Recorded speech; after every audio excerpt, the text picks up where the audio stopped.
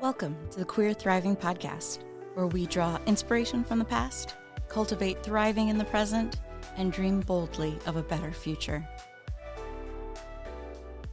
Hi, I'm Kari. Any pronouns work for me. I'm glad you're here. You may have noticed that we are surrounded by propaganda. And even more disheartening, you've probably noticed how effective it is. I think it's easier to be aware of how propaganda and media messaging affects people when it isn't targeted at us. The media that has been targeted at the queer community is a lot of doom and gloom. And of course, there are valid things to worry about, for sure. But you don't often hear counterbalance. You hear how many anti-trans laws are being proposed in different states. But you don't hear the counterbalance of how likely or unlikely it may be for those particular initiatives to actually pass. You don't hear the successes of when advocacy wins out and those measures are voted down. That's because it's more beneficial to the media to focus on fear-mongering than to focus on measured representation of what may happen with, some grains of salt. And there's very little incentive to offer follow-up. So this episode, we're going to have a closer look at some of the forces impacting the media that reaches us. In the book, Manufacturing Consent, The Political Economy of the Mass Media, by Noam Chomsky and Edward S. Herman, the authors lay out 5 filters that information passes through before it is disseminated to people through mass media. They talk about how each of these filters has some amount of influence on what information gets shared and how it gets presented. Owners of the mass media will, of course, back projects that endorse ideas they already believe in. That's the first filter. Second, advertisers will only buy advertising during programs that don't mobilize consumers against megacorporations or put them out of a buying mood by bogging them down with things like nuance and complexity. Third, finding reputable sources often involves a structural power system, and it gives them only the perspective of an elite group of people.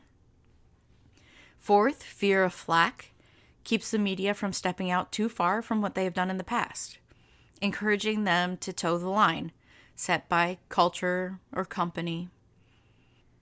And of course, the fifth filter is utilizing the unifying force of bringing people together against a common enemy.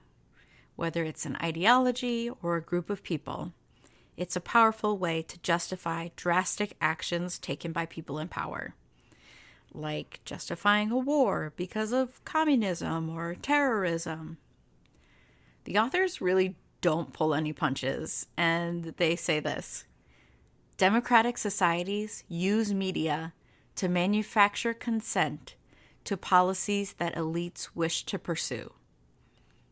Okay, I'm going to say that again because it's so powerful and so rich. Democratic societies use media to manufacture consent to policies that elites wish to pursue.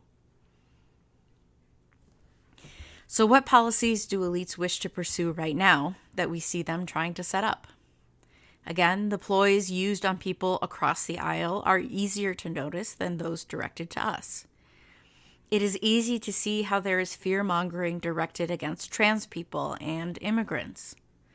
But toward us, there is a lot said to discourage us from fighting back, making us feel like bad things are inevitable, but they're not.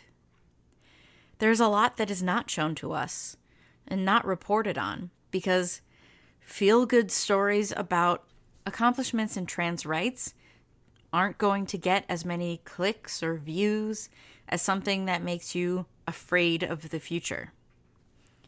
So, in response to propaganda and the filters that impact the media we consume, we can take several concrete actions.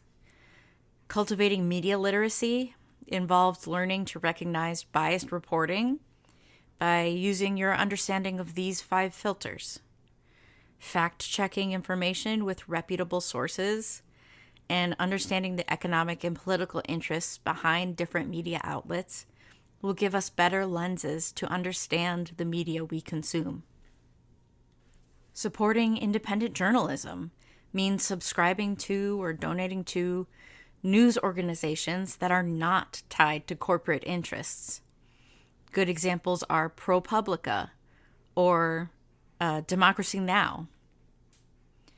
Diversifying information sources can include reading international news outlets like BBC or Al Jazeera for a broader perspective.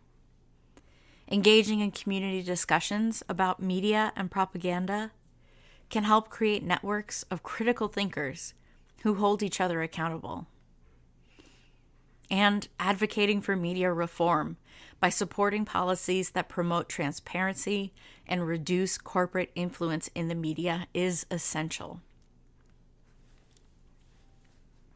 The point is, the narrative of fear and danger that we get from the media is cultivated by a lot of factors, and powerful people and corporations have a lot to say in what reaches our eyes and ears. And the situation is not always as simple as it appears.